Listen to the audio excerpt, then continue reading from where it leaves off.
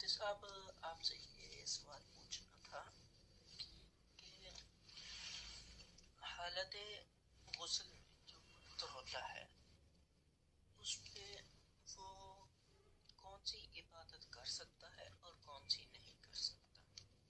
آپ یہ بتا دیں ذکر اذکار وغیرہ کس قسم کی وہ کر سکتا ہے، اس معاملے میں رہنمائی فرمائیں، جزاک اللہ۔ السلام علیکم ورحمۃ اللہ وبرکاتہ۔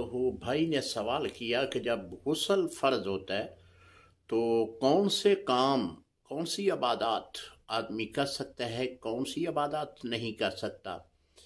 جی، جب آدمی پہ غسل فرض ہوتا ہے تو حالت جنبی اس کو کہتے ہیں، تو جنبی حالت میں آدمی مسجد میں نہیں جا سکتا، اسی طرح بیت اللہ شریف میں بھی نہیں جا سکتا، اور قرآن پاک کو نہیں چھو سکتا۔ قرآن پاک کا پڑھنا بھی علماء نے منع لکھا ہے۔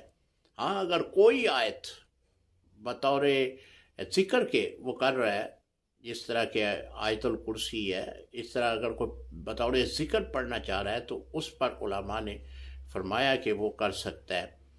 دوسرا یہ ہے کہ وہ تمام عبادات کر سکتا ہے اس کے علاوہ، یعنی ذکر و اذکار کر سکتا ہے، درود پاک پڑھ سکتا ہے، اللہ تعالیٰ کے صفاتی ناموں کا ذکر وہ کر سکتا ہے۔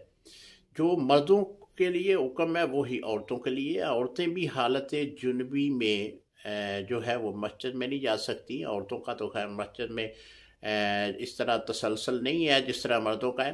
بہرحال ایک فقہی مسئلے کے طور پر میں عرض کر رہا ہوں کہ عورت بھی حالت جنبی میں مسجد میں نہیں جا سکتی، اسی طرح وہ قرآن پاک کو نہیں چھو سکتی۔ ہاں، اگر کوئی معلمہ ہے تو اپنے جو اس کے طالبات پڑھنے کے لیے آتی ہیں ان کو وہ قرآن پاک پڑھا سکتی ہے، لیکن تسلسل آیت کا قائم نہ کرے، ہر لفظ پہ رک رک کر وہ پڑھا سکتی ہے، اور اس طرح وہ بھی ذکر و اذکار کر سکتی ہے، درود پاک پڑھ سکتی ہے۔ اسی طرح عورت دوران حیض جو ہے اس کے لیے بھی یہی حکم ہے کہ وہ نماز اپنی نہ پڑھے، نماز اس کو معافی ہے، لیکن روزوں کے بارے میں حکم یہ ہے کہ روزے وہ حالت حیض میں نہ رکھیں۔ جب حیض سے پاک ہو جائے اور یہ جو ایام ہیں رمضان شریف کے یہ گزر جائیں تو ان روزوں کی قضا کرے۔